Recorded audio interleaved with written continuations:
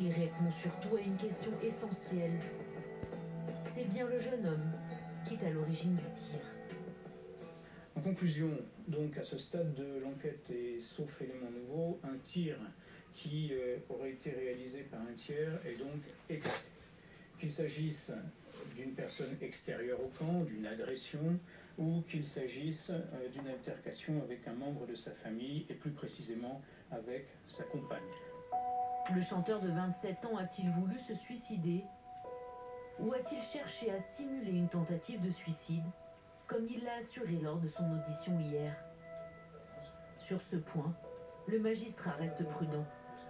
Il maintient qu'il s'agit d'une simulation de suicide qui s'est déroulée telle qu'il ne l'imaginait pas. Je lui ai fait part de mes réserves sur ce point. Je lui ai indiqué, comme je l'ai fait pour vous tout à l'heure, que ces explications dorénavant lui appartenaient et que le travail judiciaire s'arrêtait. Qu'est-ce qui a poussé Kenji Girac à commettre un tel geste? Que s'est-il passé les heures précédant le drame? Dimanche dernier, le chanteur, son épouse et leur petite fille partent en balade au salon nautique à Arcachon, en compagnie d'un couple d'amis. Aucun incident n'est à signaler, mis à part un premier repas très arrosé pour le jeune homme, selon les confessions de sa compagne. Lors du repas, Vous êtes en photo finish, j'en ai 4 en photo. Que je t'aime. Eh bien, Amand douce. Votre programme est estimé à 2,5 grammes par litre de sang. C'est le fait notable de ce jour-là. Une consommation excessive d'alcool dès la mi-journée, ainsi que de cocaïne, selon les aveux du chanteur lui-même. Vers 17h30, la petite famille rentre dans le camp sur lequel ils se sont établis depuis plusieurs jours. Une aire d'accueil, située à l'écart de la ville, à 1,5 km au sud de Biscarrosse. Ils vont revenir vers le caravane au camp à 17h30.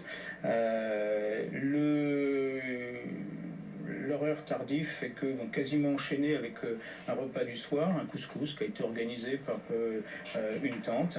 Et c'est vers 20h qu'un groupe d'une quinzaine de personnes, essentiellement des jeunes, qui n'ont pas été identifiés à ce jour, décident de se rendre au casino de Biscarrosse. Kenji Girac s'intègre à ce groupe. Il y va sans Soraya Miranda. Kenji Girac passe donc la soirée dans ce casino, à Biscarrosse.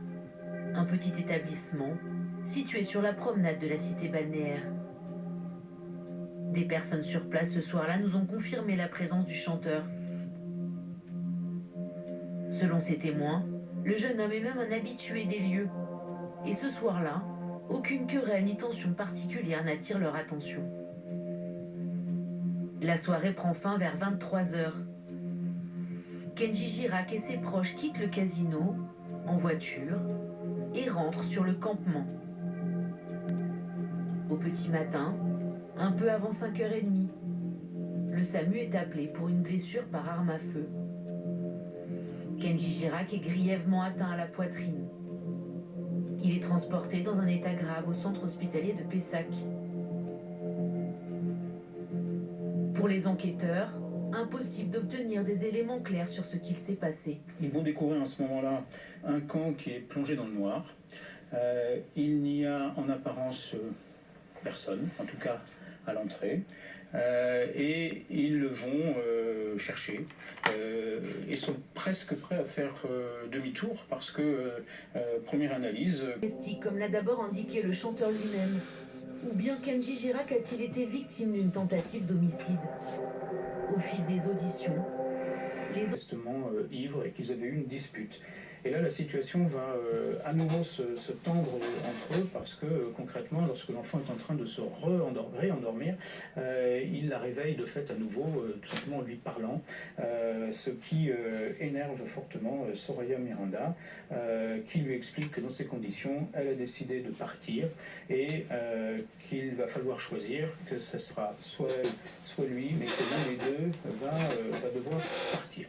Il s'énerve, tape dans un mur, elle va dans la chambre en question et elle indique qu'elle ferme la porte. Mais pas complètement, qu'elle laisse la porte légèrement entrouverte avec l'écartement d'une main. Il est donc lui dans le salon, elle avec sa fille dans la chambre. Elle explique que dans l'intervalle, il s'est revêtu d'un t-shirt et d'un sweat gris, qu'elle entend ouvrir et fermer des placards. Et c'est à ce moment-là qu'elle entend un coup de feu. Elle ouvre précipitamment la porte de la chambre et indique qu'elle le voit à terre, un genou à terre, gémissant. Il y a une arme sur le sol. Kenji Girac se trouve alors dans le salon de leur caravane.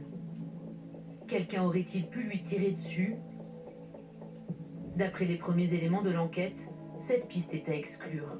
Aucun élément de l'enquête ne va en ce sens, et non seulement aucun élément ne va en ce sens, mais ceux qui ont été recueillis excluent cette intervention d'un tiers. Nous avons donc un tir qui a été provoqué volontairement, au final, par Kenji Girac. S'agit-il alors d'un suicide raté? Lors de ses toutes premières déclarations lundi dernier, Kenji Girac avait affirmé que le coup de feu était involontaire et qu'il s'agissait d'un accident domestique. Mais hier, lors de son audition, l'artiste change de version. Il assure avoir voulu simuler un suicide, une pulsion, pour tenter d'impressionner sa femme Soraya, qui le menaçait de le quitter. En aucun cas, c'est ma femme qui m'a tiré dessus. J'ai fait ça parce que j'ai eu peur. Quand j'ai vu qu'elle allait partir, j'ai eu peur. Je tenais le pistolet avec ma main droite et j'ai orienté le canon vers ma poitrine. Je voulais faire entendre le bruit de la détente à Soraya. Je voulais qu'elle me dise d'arrêter et qu'elle ne parte pas. Le procureur a laissé entendre qu'il allait classer l'enquête ouverte pour tentative d'homicide. En revanche, les investigations doivent se poursuivre pour connaître l'origine de l'arme utilisée par le chanteur. Reportage, je vous le rappelle, Isabelle Golen, Stéphanie Zenati, Maël Janton, avec Sophie Herbet et Elodie Noiret. Bonsoir Raphaël Onedilco, merci de nous rejoindre.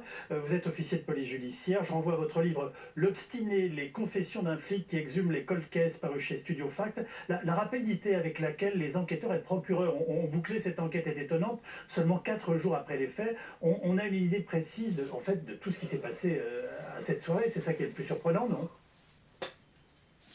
Oui, c'est quelque chose qu'il convient de souligner, c'est la maestria, le professionnalisme avec lesquels les enquêteurs de gendarmerie et leurs experts ont travaillé de façon à établir rapidement les faits, d'autant que les conditions dans lesquelles ils ont fait leur travail n'étaient pas faciles, puisque, comme ça a été précisé dès le départ, il y avait une certaine omerta qui régnait dans l'environnement de la victime. On va le dire, on va reprendre par ordre chronologique, si vous le voulez bien. Tout commence donc avec un coup de fil au SAMU en pleine nuit. C'est une scène surréaliste parce que pour les secours, quand ils arrivent aux abords du campement de Biscarrosse, en gros, c'est comme si de rien n'était. Alors pas tout à fait, parce qu'ils sont attendus, les 3 pompiers du SAMU, les 3 pompiers. Il y a 3 pompiers qui arrivent, qui ont rendez-vous à un rond-point à côté du camp et qui sont pris en charge et guidés jusqu'à la caravane. Par qui ? Par des proches de Girac. La caravane, elle est à l'exact membre de la communauté. Elle est à l'exact opposé, elle est un peu isolée, cette caravane, parce qu'elle était juste à côté, le procureur a détaillé tout ça, elle était juste à côté de celle des parents qui sont partis jeudi. Donc elle est un peu isolée. Oui. Les pompiers sont amenés là, dans une ambiance où il y a beaucoup de monde, toutes les caravanes sont allumées, ça a fait évidemment un barouf en pleine nuit, ça a réveillé ceux qui dormaient, et les pompiers l'expliquent, en tout cas le procureur le raconte, ils sont invités à le prendre en charge vite et à partir. Il y a une ambiance où les pompiers sont pas tout à fait, se sentent un peu... Ils ne rentrent pas dans la caravane, par exemple. Et les pompiers préviennent assez vite les gendarmes qu'il y a une blessure, soupçon de blessure par arme à feu. Ils ne connaissent pas l'identité de la personne qu'ils prennent en charge. Et à la fois pour gagner du temps, ils ont un rendez-vous avec le SAMU à Sanguinet, un peu plus loin, entre Pessac et Biscarrosse. Donc les pompiers, ces 3 pompiers, qui ne savent pas à cet instant-là qui ils ont dans le brancard, prennent en charge Kenji Girac et l'amènent à des SAMU, à une équipe du SAMU. Soraya Miranda monte avec les pompiers et va quitter les pompiers quand il est pris en charge par le SAMU. Ils ne savent toujours pas qui c'est. Personne ne l'a dit. Parce que 7 minutes plus tard à peine, on croyait ces jours-ci que les gendarmes arrivaient 1 heure après. En réalité, non. 7 minutes plus tard, les premières équipes de gendarmes arrivent. Et alors là, cette fois-ci... Alors, ils ne sont pas accueillis de la même façon que les pompiers. Mais ils ne sont pas accueillis du tout. Puisqu'en 7 minutes, tout le monde est rentré chez soi, dans sa caravane. Le camp est complètement éteint. Alors les gendarmes ne comprennent pas, peut-être on leur dit mais qu'est-ce qui s'est passé, les pompiers nous ont prévenus, les pompiers sont déjà partis, donc ils interrogent, on leur dit de circuler. Et en fait la caravane où ça s'est passé, parce que les gendarmes finissent par comprendre que c'est la caravane opposée, elle est fermée à clé, puisque Soraya Miranda, elle est partie en la fermant à clé. Il va falloir attendre 10 heures pour que la caravane s'ouvre, le retour de Soraya Miranda. Donc en réalité tout est confus au début. Et personne n'aide les gendarmes, on ne leur dit pas qu'il y a une arme à feu, on ne leur dit pas qu'il y a des vêtements ensanglantés sous la caravane, on ne leur dit rien. Ça vous fait réagir? Oui, mais parce que d'abord, Laurent le raconte extrêmement bien, parce que c'est vraiment ce contraste. Jour-nuit, ou lumière, obscurité, les pompiers sont là, c'est éclairé, les gendarmes arrivent, c'est éteint. On comprend qui est bienvenu, qui ne l'est pas. Oui. Et ensuite, ce qui explique que, en première intention, le chef d'ouverture d'enquête, c'est la tentative d'homicide volontaire.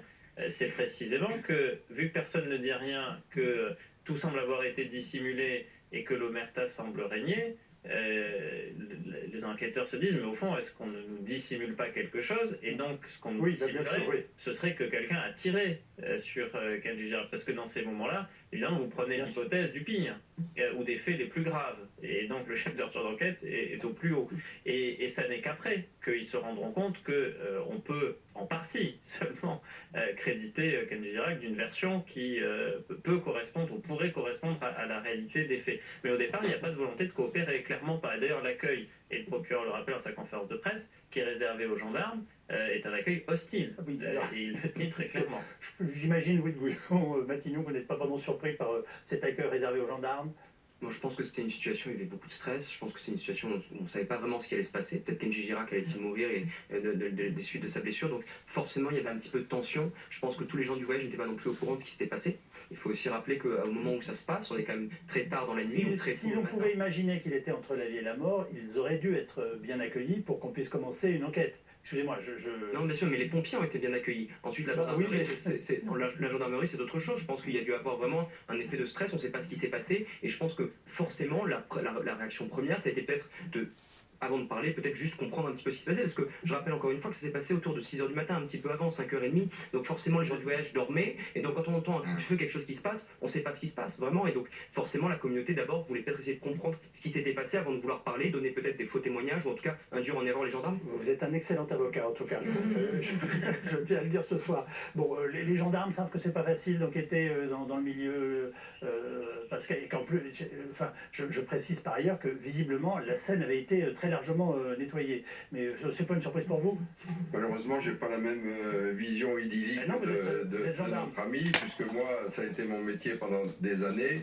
L'intervention dans des campements des gens du voyage, c'est des opérations extrêmement compliquées dans lesquelles il faut organiser un bouclage.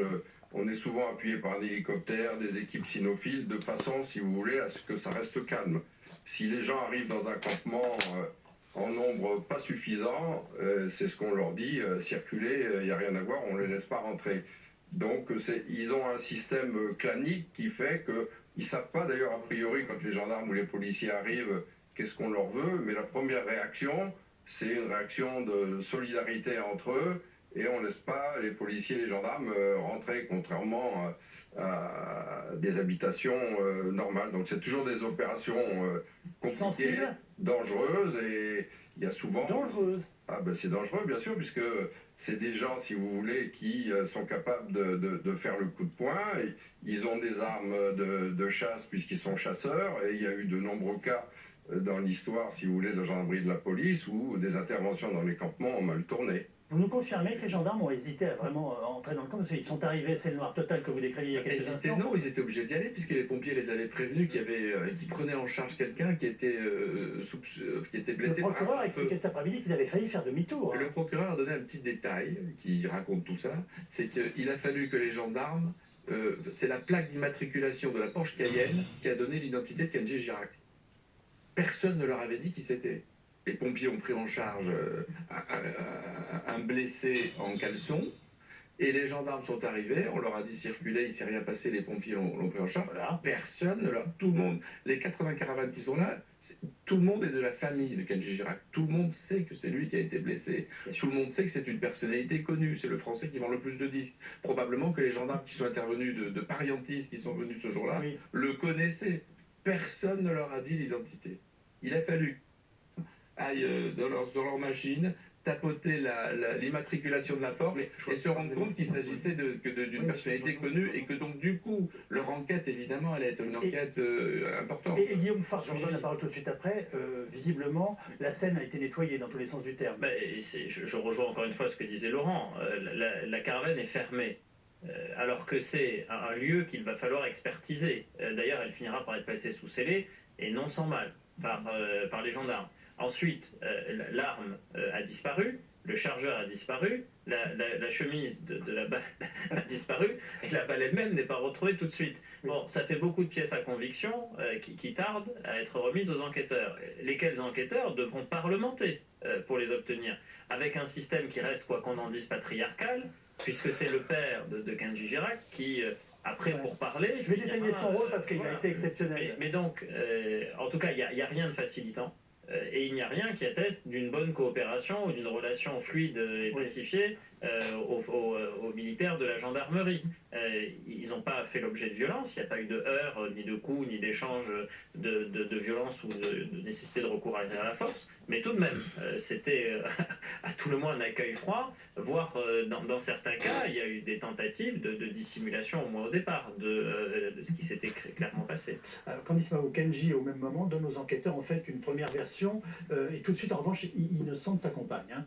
Oui, là il dit... C'était quasiment ses premières paroles. Oui, de toute façon, ses premières paroles, ça a été pour dire, voilà, j'ai pas fait exprès, c'est un accident domestique, je me suis procuré cette arme dans une rencontre. Et surtout, elle n'a pas tiré, enfin, c'est ce qui est quand même la chose la plus importante. Et effectivement, c'est quand il a été auditionné la seconde fois, vraiment très officiellement, sur son lit d'hôpital, où là, il a dit, ce n'est pas ma femme qui a tiré, il a tenu à l'innocenter. Et d'ailleurs...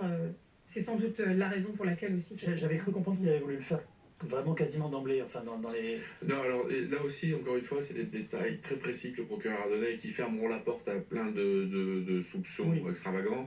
C'est que dans un premier temps, ça a été... un gendarme est venu le voir, il lui a parlé moins de 5 minutes. Hein, ça s'est passé sur son brancard à l'hôpital de Pessac et il a spontanément dit... Il fallait qu'on l'emmène à l'hôpital. Oui, mais il a spontanément dit c'est un accident, le coup est parti par... Le procureur a dit mot à mot tout ce qu'il avait dit, tellement ça a été court. Et qu'il avait acheté l'arme le jour même dans une brocante. Et c'est ça sur lequel il va revenir 3 jours plus tard. Je vais revenir là-dessus dans quelques instants. La scène décrite, Emmanuel Pierrat, par le procureur sur la manière dont ils vont retrouver l'arme, est là encore une véritable scène de film. C'est le père du chanteur donc qui va débloquer la situation. Avec un ami, il appelle le proc et lui explique en 2 temps comment retrouver l'arme puis le chargeur. Enfin, je suis désolé, c'est une scène de cinéma. Hein. C'est une scène de cinéma, c'est une zone de non-droit. Pardonnerai, hein, malgré le respect qu'on peut avoir et le sens de la fraternité républicaine vis-à-vis de tous nos concitoyens, il y a quand même une difficulté. Comme on voit des zones de non-droit dans des quartiers, on ne peut pas d'un côté, c'est pour ça que l'angélisme du procureur aujourd'hui me paraît, pardonnez-moi, tout temporaire. Vous allez dire coupable. Temporaire, non, temporaire. Je trouve difficile que d'un côté on lance des opérations place-nette en disant qu'il faut que l'état de droit revienne partout et puis qu'on considère qu'on ne sait pas même plus, on ne sait toujours pas d'ailleurs qui a appelé le soir les secours au milieu de la nuit. C'est le procureur. On ne sait pas qui. Alors on peut supposer que c'est peut-être Soraya. C'est une femme, on pense que c'est probablement Soraya, mais ça n'est pas avéré pour l'instant. Ça n'est pas avéré.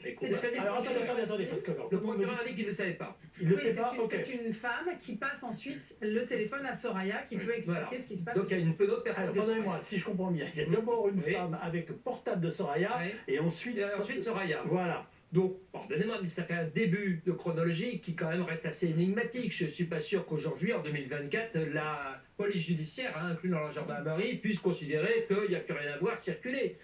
Je suis désolé, encore une fois, mon rôle n'est pas d'être le parquet, je suis avocat. Mais malgré tout, je pense que la prime à la notoriété... Il y a une confusion.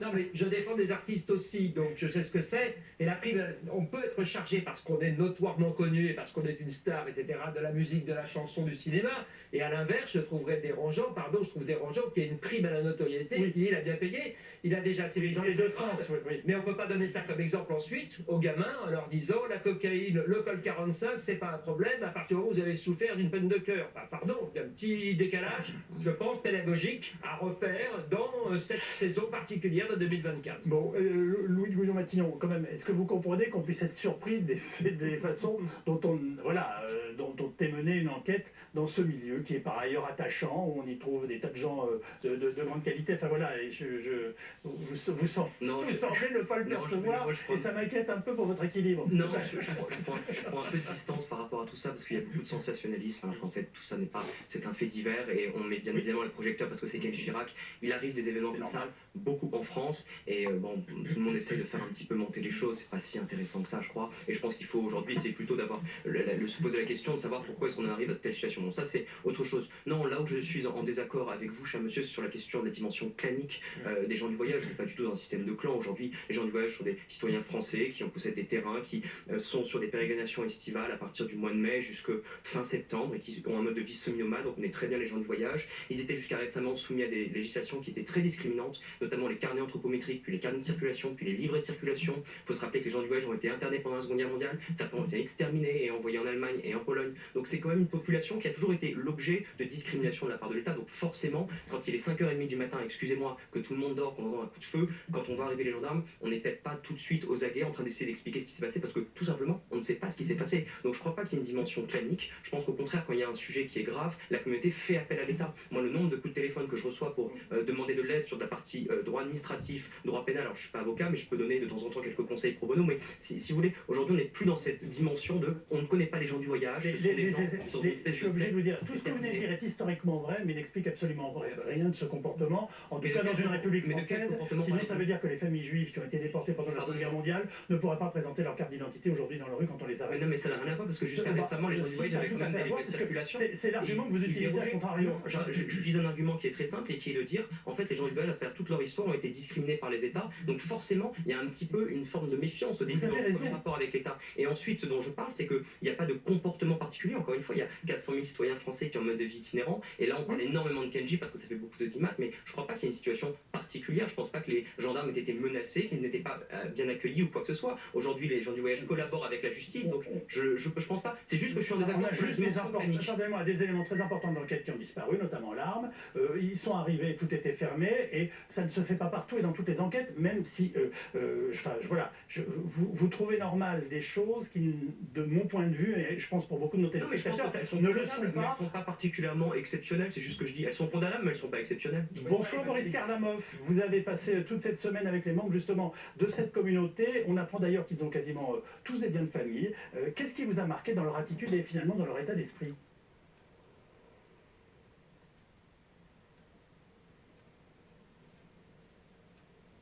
Alors visiblement Boris ne m'a pas entendu. Donc il a l'air prêt, mais je vous entends. Boris, ah voilà, je vous demandais que voilà, après ces jours que vous avez passés au sein de la communauté, voilà comment ont réagi à la fois les membres de la communauté. Je rappelais que visiblement ils étaient très nombreux à avoir des liens de famille en commun, et je voudrais savoir ce qui vous a marqué justement dans leur attitude et dans leur état d'esprit. Eh bien, le procureur de la République de Mont-de-Marsan, il a parlé d'une forme d'omerta pour l'arrivée des gendarmes sur les lieux. Et cette forme d'omerta, nous avons pu la constater pendant ces 4 jours sur place, au cœur de cette aire d'accueil des gens du voyage avec Valentin Rivolier. Il a été très compliqué tout d'abord de pouvoir pénétrer à l'intérieur même de cette aire d'accueil. Et encore très compliqué de pouvoir échanger donc avec les membres de la communauté des gens du voyage. Souvenez-vous, le procureur en début de semaine, il parlait de 80 caravanes présentes présentes sur place, qui appartenaient soit à la famille, soit aux proches, donc énormément de membres de la famille du chanteur âgé de 27 ans. On a pu échanger avec eux, avec certains, du moins on a pu gagner leur confiance et ils se sont un peu livrés à nous. Oui, mais voilà, eh bien, pour une bonne majorité d'entre eux, il n'y avait qu'une seule hypothèse sur la table, c'est celle de l'accident domestique. Quand nous les avons interrogés pour savoir qu'est-ce qui justifiait cette affirmation, entre guillemets, eh bien, on n'avait pas de réponse. On nous a demandé de ne pas poser d'autres questions. Pour la majorité des personnes présentes au moment des faits, eh bien, personne n'a entendu le coup de feu dans la nuit de dimanche à lundi. Une forme d'omerta. On nous a expliqué bien qu'il n'y aurait sur place aucune réaction parce que selon eux, eh bien, ce n'est pas dans leur habitude de parler sur les uns sur les autres. On nous a expliqué que s'il n'y avait qu'une seule personne qui devait s'exprimer aujourd'hui, eh bien, c'était seulement Kenji Girac. Il ce soir des réactions de ses proches et c'est d'ailleurs où ils sont installés pendant la convalescence du chanteur? Alors, mardi matin, alors que nous nous trouvions sur cette aire d'accueil des gens du voyage et volontaires évolués, eh bien, on a assisté au départ de ces caravanes, un peu moins de 80 caravanes qui ont donc quitté précipitamment les lieux de cette aire d'accueil des gens du voyage à Biscarrosse. On a pu avoir quelques informations en échangeant avec certains membres de la communauté. Ils nous ont rapidement indiqué eh bien qu'ils allaient rejoindre Bordeaux avec un objectif, se rapprocher au plus proche de l'hôpital de Pessac qui se situe juste derrière moi, avec un objectif, eh bien, apporter un maximum de soutien à l'artiste. Et puis, pour les personnes un peu proches de la famille, c'était surtout faire part de leur solidarité. Ce convoi de caravane, en quelque sorte, eh bien, il a bel et bien rejoint Bordeaux, mais ils se sont divisés en plusieurs groupes. Ils ont rejoint plusieurs aires d'accueil des gens du voyage, donc à proximité de cet hôpital. Mais difficile ce soir de dire où il se situe précisément et surtout difficile de dire où la famille a trouvé un point d'attache à proximité de l'hôpital. Mais c'est vrai qu'il y a eu ce départ de 70-80 caravanes qui a été assez impressionnant mardi matin. Je reviens un tout petit peu en arrière, je voudrais bien comprendre, dans les premières heures, quand vous arrivez même hors caméra, personne n'évoque devant vous le coup de feu ou la tentative de suicide?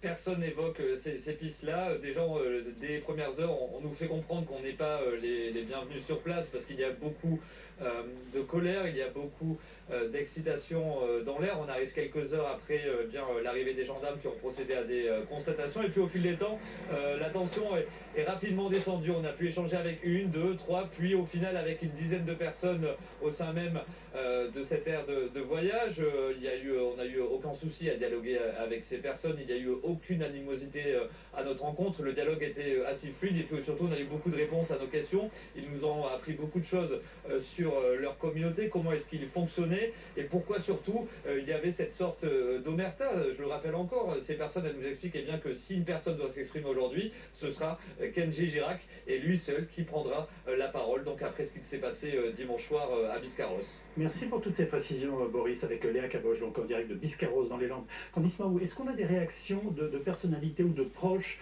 sur les réseaux sociaux ou dans les médias depuis la conférence du procureur? Alors depuis la conférence du procureur, on a surtout vu le tweet de Vianney, qui est un artiste qui a collaboré avec Kenji, qui le connaît bien, et qui semblait être très sceptique, très dubitatif suite à cette conférence du procureur, en disant que la presse people pourrait sans doute lui envoyer des fleurs tellement il avait travaillé à leur place.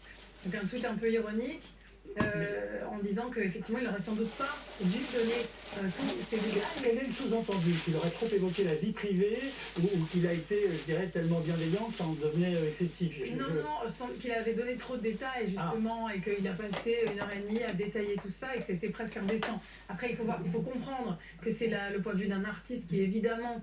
on le comprend tout à fait et c'est une question qui se pose d'ailleurs. Après il faut peut-être comprendre l'intention véritable de ce procureur qui était à la fin, c'est ce qu'on a compris, de dédouaner déjà. Oui, son propos était de protéger en fait. Protéger voilà, l'épouse notamment de Kenji Girac et puis Kenji Girac lui-même, puisqu'il a précisé qu'il était en contact avec eux et qu'il avait discuté avec eux tout ce qu'il allait dévoiler aujourd'hui. Vous aviez l'air surpris, Jacques Morel? Non, je trouve qu'au contraire, le procureur, il a bien désamorcé, si vous voulez, cette histoire qui avait explosé au niveau médiatique, et il a ramené ça aux justes proportions en enlevant la piste d'un homicide volontaire pour amener ça à un accident ou une tentative de suicide. C'était nécessaire, si vous voulez, ces explications pour que médiatiquement ça reprenne sa place. On rentre justement dans tous ces détails. Le procureur Guillaume Favre a vraiment insisté sur la faible possibilité, voire l'impossibilité que ce tir soit accidentel. Il a énuméré les sécurités sur l'arme, tout en rappelant que Kenji savait manier les armes par ailleurs. Il pratiquait le tir en Suisse et avait même tiré avec des membres du RAID. Oui, effectivement, il y a plusieurs témoignages convergents sur le fait que ce n'était pas la première fois qu'il avait une arme entre les mains. Et donc qu'il savait probablement la manipuler. Bon, après, il était dans un tel état d'alcoolémie et puis en plus sous l'empire de produits stupéfiants, c'est pas les conditions idéales pour manipuler sereinement une arme, a fortiori seul dans ces conditions, tard, etc. Mais il y avait ce passé d'être coutumier d'avoir des armes.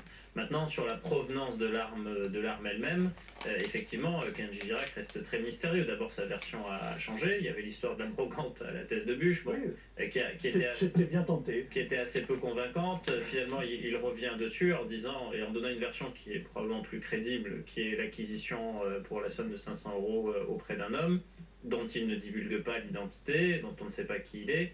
Après, il y a un dernier élément sur cette arme, c'est le passé judiciaire de l'arme. Oui, on a des éléments. Il nous dit qu'il n'y en a pas, le procureur, dans la conférence de presse. Oui, c'est ce que j'ai cru comprendre. Voilà. J'étais stupéfait pour tout vous dire. Une arme qui n'aurait jamais servi dans une autre affaire. Qui n'aurait pas été, en tout cas... identifiée comme telle. Soit elle n'a pas été du tout entre les mains de délinquants, soit elle n'a pas été utilisée par des délinquants. Mais pour que... il faudrait, en tout cas, elle n'était pas dans un fichier quelconque. Après... L'arme, l'expertise n'est pas allée jusqu'au bout, puisqu'il y a le fait qu'il faut récupérer la balle, et qu'ensuite il faut associer la balle à l'arme, pour attester que c'est bien cette arme qui a tiré la balle, qui a blessé Kenji Girac. Il vous faut toujours les deux éléments pour l'expertise balistique, la balle, la douille c'est encore mieux, et puis l'arme elle-même. Donc ça c'est ce qu'il a dit, aussi. Mais au fond, lui, il devait répondre à des questions très précises au départ sur qui tire, pour quel motif. C'est les deux questions qui tout de suite l'animent. Qui tire? Il acquiert très vite la conviction que c'est Kenji Girac lui-même, puisqu'il dit par rapport aux angles de tir, à la trajectoire de la balle, aux impacts, au fait que c'est tiré à très courte distance, puisque le projectile a traversé. À 10 mètres, il était mort. Un calibre 11,43, vous ne relevez pas. Il s'en sort parce que c'est à bout portant. C'est à très courte distance. Et donc ça, déjà, ça plaide plutôt pour que ce soit lui qui utilise l'arme. Et après, pour quel motif est-ce qu'il tire? Si on arrive sur tentative de suicide, volonté de se victimiser auprès de sa compagne ou de lui faire passer un message, etc., on s'écarte du champ du droit pénal. Donc lui, il recherche une infraction pénale. À partir du moment où il n'y en a pas, il considère que les investigations sur ce volet-là, qui est le volet criminel, arrivent tout doucement à leur terme. Raphaël Nedilko, je pense que comme moi, beaucoup de téléspectateurs doivent être surpris de découvrir que justement un tir si proche physiquement est fait au bout du compte, enfin d'une certaine façon, c'est ce qui lui a sauvé la vie. Oui, il y a l'inertie du projectile. Il faut savoir, c'est que lorsqu'il est extrait du canon suite à l'enflammement de la poudre, il prend la vitesse et il acquiert son énergie. Selon la règle de l'énergie cinétique, et effectivement, la balle n'a pas eu le temps de prendre la vitesse nécessaire pour avoir ce développement d'énergie et provoquer ce qu'on appelle un pouvoir d'arrêt. Et c'est effectivement ce qui l'a sauvé. C'est assez courant. Vous partagez la même analyse? Oui, moi je remarque surtout que c'est le système de l'Omerta qui s'est retourné contre Kenji Girac. Parce que s'il y a une conférence de presse qui dure 3 heures et que Vianney trouve trop intrusive, c'est parce que personne n'a parlé, c'est parce que Kenji Girac n'a pas dit la vérité dès le début. Alors c'est pas un grave reproche, mais à la fin on peut difficilement considérer que l'ensemble des médias, des réseaux sociaux sont responsables de la chape de plomb sur une affaire quand même avec un col 45, avec des gens qui sont en opposition à l'arrêt de la gendarmerie. C'est pas totalement anodin, donc il est logique que le procureur rentre ensuite dans les détails. Donc pardonnez-moi, c'est l'arroseur arrosé, si je puis me permettre. C'est un peu léger par rapport à un tir de code 45, mais bon, ça aura des dégâts évidemment sur son image. Pourquoi? Parce que c'est lui-même qui, par le système et par le système familial, alors non pas clanique, j'ai parfaitement entendu, j'ai défendu une manière de défendre des artistes gitans. Donc je n'ai pas aucun a priori, rassurez-vous, au contraire. J'ai visité le camp de Jargeau il n'y a pas longtemps dans le Loiret. Donc, où était interné par la Seconde Guerre mondiale. Le propos de cette émission, c'est qu'on parle normalement de tout ça. Tout ça pour dire qu'on peut être compatissant avec l'histoire et responsable de façon républicaine. Et là, il y a un comportement plusieurs jours qui, évidemment, a suscité une curiosité normale de la part des services de police judiciaire. Hein. C'est la police qui s'est d'abord intéressée, et accessoirement les médias derrière, en voulant dissimuler la personnalité ou le fait que l'identité de la victime, c'est Kenji Girac, on allume, pardonnez-moi, automatiquement, évidemment, une suspicion. Donc aujourd'hui, il va se retrouver dans une situation dont il est lui-même le propre responsable. Est-ce qu'il va rester dans les enfoirés? Je suis sûr qu'avec cocaïne, comme 45, alcool à gogo, cuite, comme dit sa compagne, etc., s'asseoir, l'image. Il va alors faire sans doute, comme l'a dit Candice Mahou, un certain nombre de messages dans des écoles ou de discours qui mettra à profit pour donner peut-être une ligne de conduite plus intéressante. Il faut traiter comme un homme ordinaire une affaire qui, elle, n'est pas ordinaire. Parce qu'elle a un projecteur médiatique sur elle que n'ont pas toutes les autres affaires de blessures avec armes. Je vous dis que des affaires de blessures avec armes, il y en a très fréquemment, il y en a chaque semaine dans ce pays, et toutes n'ont pas, fort heureusement, le même retentissement médiatique. Et donc le procureur de la République est obligé d'en tenir compte. Il est obligé d'en tenir compte dans sa communication, et c'est le sens précis de l'article 11 du Code de procédure pénale, et ensuite il est obligé d'en tenir compte aussi en individualisant le cas, parce que la justice de toute façon individualise tous les cas. Et donc il est un cas particulier, et il est aussi un cas particulier parce que son affaire est plus médiatisée que d'autres affaires de genre. En même temps, j'étais surpris d'entendre le procureur quand même faire part de son intime conviction. Oui. Et il nous dit, en gros, c'est une tentative de suicide, ou en tout cas... il dit la justice n'a pas vocation à enquêter sur les causes d'un passage à l'acte suicidaire. La tentative de suicide n'est pas une infraction. La France reconnaît à chacun le droit d'être libre de sa vie, y compris d'y mettre fin. Et c'est vrai que vous parliez d'Omerta, mais tout le monde ne l'a pas respecté, la loi du silence, parce qu'il y a quelqu'un qui a parlé, qui devient le personnage presque central ce soir. C'est sa compagne. C'est sa compagne. Parce que Soraya Miranda, justement, le procureur a dit qu'elle avait entendu plein de voix lui dire « tais-toi, tais-toi, tais-toi, tais-toi ». Et elle n'a rien dit au début. Et elle a été rappeler que d'abord, Soraya, elle n'est pas de la communauté. Là aussi, le procureur, c'est peut-être l'allusion de Vianney à la presse People. Le procureur, il a expliqué un petit élément de contexte disant qu'elle n'était pas de la communauté et qu'elle s'était sentie un peu intruse dans cette communauté, qu'elle avait eu du mal à s'intégrer dans cette communauté. Il a dit quelques phrases, il ne s'est pas étendu, mais on sent que ça a son poids. Elle est la seule qui ose parler de suicide. Et c'est la seule. C'est l'intruse qui, au fond, n'a pas respecté la loi du silence, et heureusement, parce que rendez-vous compte, c'est un huis clos dans une caravane. C'est petit, une caravane. Il y a une dame qui se balade. Il y a une enfant de 3 ans. Il y a une enfant de 3 ans. Si elle n'avait rien dit, elle pourrait être aujourd'hui en première ligne. Elle pourrait être parfaitement soupçonnée. En plus, l'arme, à force d'avoir manipulé cette arme, de l'avoir cachée, rien n'est exploitable comme les procureurs sur l'ADN et les traces de poudre et tout ça. Et tout ça aurait pu se retourner contre qui? Au contraire. Alors, sous prétexte de dire le suicide, il ne faut pas avouer les suicides, c'est mal dans notre communauté, bon, d'accord, mais enfin, à l'arrivée, si elle s'était pas tue, si elle n'avait pas expliqué, si tout ce que les expertises avaient confirmé son récit, ben aujourd'hui, elle pourrait être en première ligne, soupçonnée d'avoir tué son mari ou voulu tuer son mari. C'est vrai que c'est effrayant, l'omerta, dans un sens. Parce que l'omerta, ça bénéficie à qui? À qui ça aurait profité, en l'occurrence? Parce que finalement, ils auraient accueilli les policiers et les gendarmes en disant « Regardez ce qui s'est passé, on ne touche à rien ». Ben, ça leur aurait été utile, puisqu'on arriverait à ce résultat-là. Et qu'à l'arrivée à un résultat acquis de haute lutte par les enquêteurs, ce soir, il faut rendre hommage, parce qu'en 3 jours, ils ont quand même bouclé une enquête pour arriver à cette conclusion judiciaire. On est en train de découvrir et de décrire une femme isolée. Oui, une femme, enfin en tout cas une femme,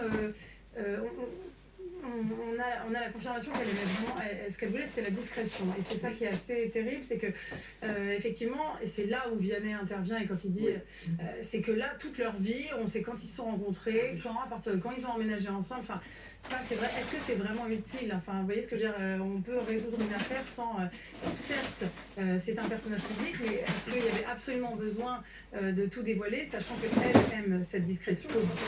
Est-ce que vous nous confirmez qu'elle a bien dit aux enquêteurs qu'il avait déjà fait d'autres tentatives de suicide? C'est ce qu'elle a dit, effectivement. Elle a dit que, non, pas fait d'autres tentatives, mais qu'il avait parlé, qu'il évoquait voilà. Le fait de se trancher la gorge ou de se tirer une balle. Et qu'effectivement, on ne sait pas dans quelles circonstances, est-ce qu'il était à la fois à nouveau sous l'empire de l'alcool ou d'autres substances, c'est possible aussi, qu'il ait dit ça comme ça. Mais c'est vrai que c'est une femme qui décrit une communauté qu'il n'a pas acceptée tout de suite, qu'il ne l'a acceptée qu'au moment de la naissance de leur fille. Là, à ce moment-là, est devenu vraiment un membre de la famille à part entière. C'est aussi elle qui a dit qu'il avait un problème d'alcool récent. C'est elle qui a dit ça. Oui, et c'est ce qu'on découvre. Les expertises toxicologiques, elles ne peuvent remonter que sur ces dernières heures, voire ces derniers jours. C'est elle qui raconte ça. C'est elle qui décrit une spirale assez récente, et puis qui est contraire à l'image officielle de l'artiste. Oui, complètement à l'opposé, effectivement. Est-ce qu'on peut dire, sans être, je dirais, provocateur, Louis de Gouillon-Matignon, que le féminisme n'est pas vraiment en odeur de sainteté au sein de cette communauté? Moi, je crois au contraire que c'est une société qui est très matriarcale. En revanche, là, vous avez raison, c'est que c'est vrai que quand on n'est pas issu de la communauté, c'est difficile de se faire accepter au départ. Alors quand on est un tiers et quand on est extérieur à la communauté, on arrive à rentrer dans la communauté, on arrive à échanger avec la communauté, on arrive à se faire intégrer, mais c'est quand on rentre et quand on dépasse un certain cadre, c'est vrai que parfois ça peut être un petit peu plus dur. Non, moi je crois au contraire, vraiment, je veux vraiment pas faire juste l'avocat de tout ce qui est contraire de ce que vous dites, mais je vous promets que non, pour moi, la société des gens vous êtes là pour dire vraiment ce que sont vos convictions et ce que vous avez vécu avec cette communauté. Vraiment, moi j'ai vu que c'était une communauté. Il est normal qu'on fasse remarquer ce que nous, on peut ne pas trouver normal par ailleurs. Bien sûr, non, mais ce que je voudrais simplement dire, c'est que c'est une communauté qui est profondément construite sur la place des femmes, et en particulier du foyer et de la caravane. C'est profondément une société matriarcale, je le crois vraiment, et là où je vous rejoins totalement, c'est que, et je pense que ça a été difficile pour Soraya, pour la femme de Kenji, peut-être de s'intégrer. En tout cas, Soraya, oui, mais en tout cas, Soraya, c'est dit très clairement par le procureur, explique qu'elle a une vraie difficulté à s'intégrer, justement, en tant que féministe. Donc voilà, là encore, chacun peut faire son analyse. Vous voulez intervenir là-dessus? Le comportement des femmes, effectivement, dans cette communauté, que le comportement envers les femmes, elle le jugeait quand même assez problématique et assez machiste. C'est ce qu'elle dit, c'est ce qu'elle raconte. Bon. Vous êtes surpris par cette prise de parole? Elle est libre, hein? Elle est libre, bien sûr, et elle a raison, comme le dit Laurent Jodiguet, dont elle parle, parce que, effectivement, sans sa parole, je pense qu'elle serait elle-même mise dans une situation compliquée, hein, encore une fois. On était parti au début, lundi, quand cette affaire a été rendue publique, hein, il y avait plusieurs hypothèses. Il y avait celle d'un règlement de compte, il y avait la part du gain, aussi de la part de gens autour. Hein, un artiste qui gagne de l'argent, on a vu ça avec des footballeurs. Est-ce qu'il s'est fait faire rançonner? Rançonner, des gens qui viennent dire prête-moi ou donne-moi 100 000 euros. C'est pas on apprenait des affaires comme ce type-là. Donc il y avait ça. Ensuite, il y avait cette histoire invraisemblable selon laquelle il était tout seul en train de jouer de la guitare en se tirant dessus, et des témoins qui n'étaient pas là, on pouvait affirmer qu'il était seul. Ce qui me semblait un paradoxe déjà intéressant. Vous voyez, comment peut-on à la fois être présent, ne pas être présent, et pouvoir affirmer que quelqu'un est parti tout seul, mais qu'il a bien commis ce qu'on n'a pas vu qu'il a dû faire. Voilà. Donc il y avait une petite tambouille comme ça qui n'était pas tout à fait claire. Évidemment, l'hypothèse, c'était à partir du moment où on savait qu'il y avait très peu de monde autour de la scène de ce qui était annoncé comme une scène de crime, hein, c'est-à-dire tentative d'homicide, et qu'il n'est plus ce soir, elle devenait la première mise en cause, assurément, dans une affaire dans laquelle, par ailleurs, des éventuelles disputes qui ont été rapportées aujourd'hui avec des objets cassés par lui, etc. Je ne raconterai d'autre que ce qu'a dit le procureur. Voilà, ça suscite un climat dans la France de 2024, encore une fois, quand on parle des violences conjugales, quand on parle de beaucoup de choses, il peut y avoir légitimement des suspicions et des inquiétudes sur son rôle. Et elle a bien fait de se défendre, de dédouaner. De préciser qu'elle l'a dit, elle n'a jamais été victime de violence, ni elle ni sa fille. Donc c'est très important qu'elle le dise aujourd'hui. Elle l'a dit, mais justement, mais le contexte où néanmoins elle raconte des moments où il a haussé le ton, et il a cassé des objets, et le fait qu'il l'ait interrompu ou qu'il ait interpellé sa propre fille, leur propre fille de 3 ans, à 4 h du matin, ivre, ça l'a légitimement ému. Ça ne veut pas dire qu'elle est victime de violence conjugale, ça veut dire simplement que le contexte, pardonnez-moi, rendait la chose compliquée pour elle. Dans d'autres scènes judiciaires, on le connaît, elle serait allée immédiatement, pardonnez-moi, en garde à vue. Elle a échappé à ça, donc c'est heureux pour elle. On marque une très courte pause et on se retrouve dans quelques instants avec nos invités. A tout de suite sur BFM TV. Votre programme avec Wurtmodif, spécialiste des vêtements de travail et chaussures de sécurité. Wurtmodif, sur vous tout le temps. Retrouvez votre programme avec Homer. 350 campings village 4 et 5 étoiles pour vos prochaines vacances en France ou en Europe.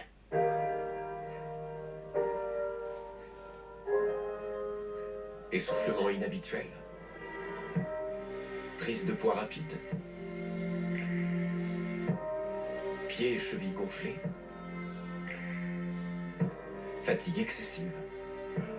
Et si votre cœur essayait de vous dire quelque chose?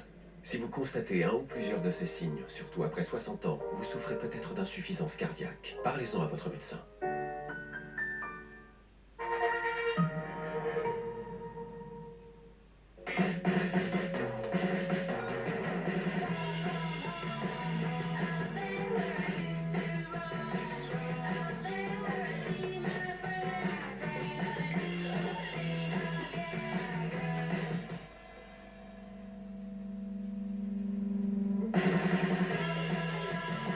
Changez de perspective avec les SUV Volkswagen.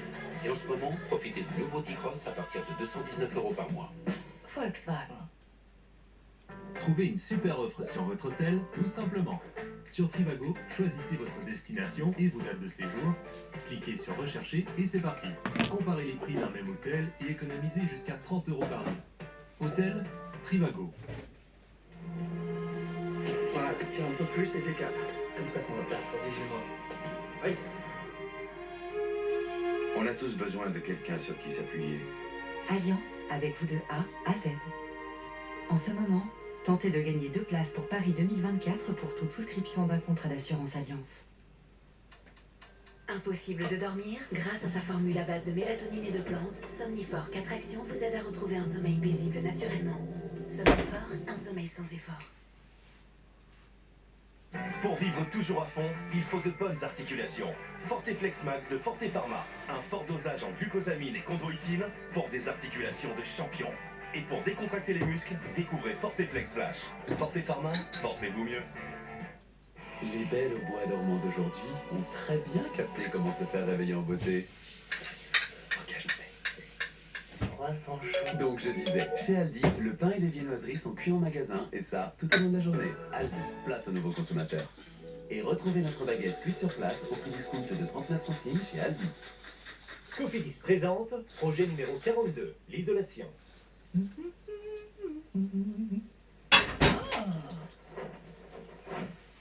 Pour vos projets, on a plus simple. Avec Cofidis, profitez d'une mensualité de 150 € pour un prêt de 9 000 €. Cofidis, le crédit qui fait la différence. Bonjour, c'est Léo, votre conseiller Smart. J'espère que l'essai se passe bien. Par contre, faudrait juste penser à nous ramener la voiture, s'il vous plaît. Les Smart #1 et #3, 100% électriques à partir de 345 € par mois. À découvrir dans le réseau Smart ou sur smart.com.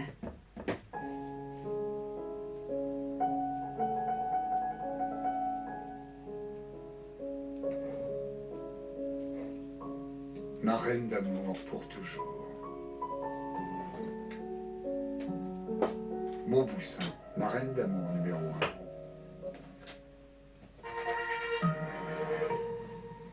Je vous appelle parce que les cartes pro de trucs que j'ai.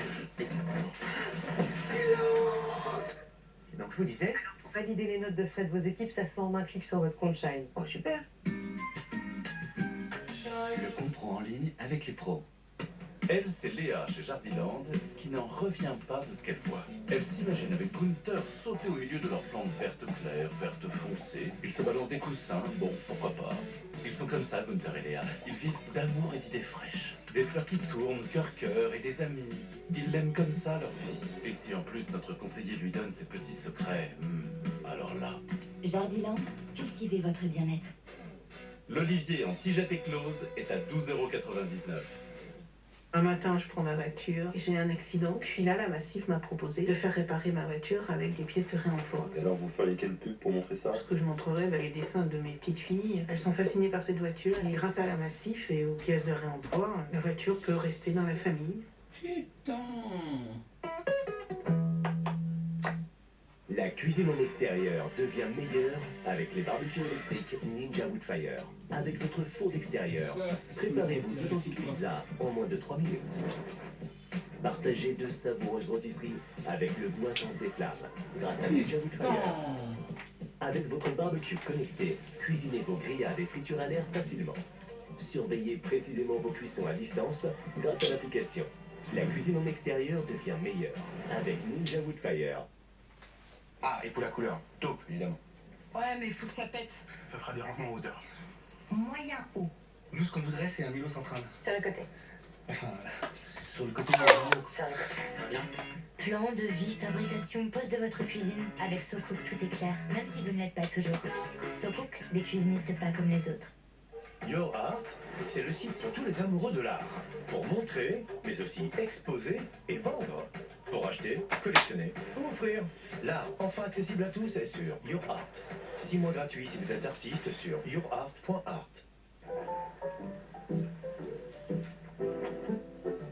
On a tous une bonne raison de choisir les croquettes sans céréales Ultra Premium Direct. Fabriquées en France, livraison express, jusqu'à 40% moins cher. Faites des économies en commandant vos croquettes sur ultrapremiumdirect.com.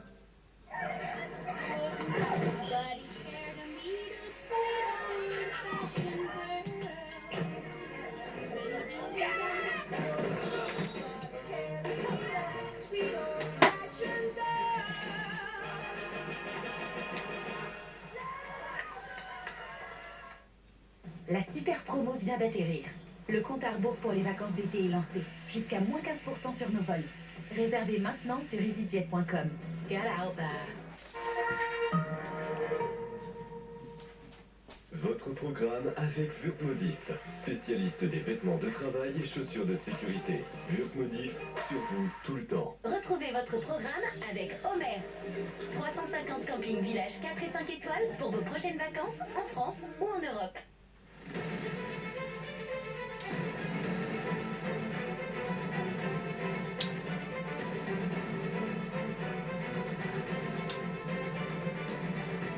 BFM TV, Calvi 3D, Yves Calvi.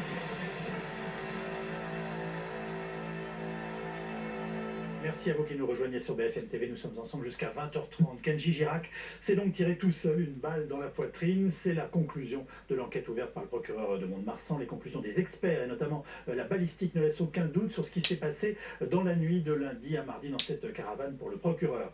Bonsoir Maxime Brandstetter. On vous retrouve un procureur qui a aussi très clairement exclu la possibilité d'un tir accidentel.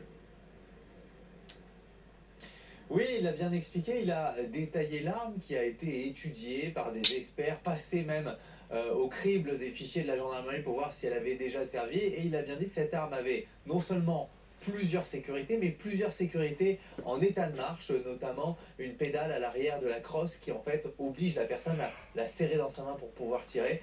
En résumé, les experts disent, voilà, cette arme ne peut pas partir accidentellement, le coup ne peut pas être accidentel. De là, le procureur en a déduit qu'il était forcément volontaire, que Kenji Girac avait appuyé volontairement dessus. Et c'est finalement ce qu'a corroboré Kenji Girac lors de ses auditions, puisqu'il raconte qu'il a voulu simuler un suicide parce qu'il venait de se disputer avec sa compagne alors qu'il avait bu toute la journée, qu'il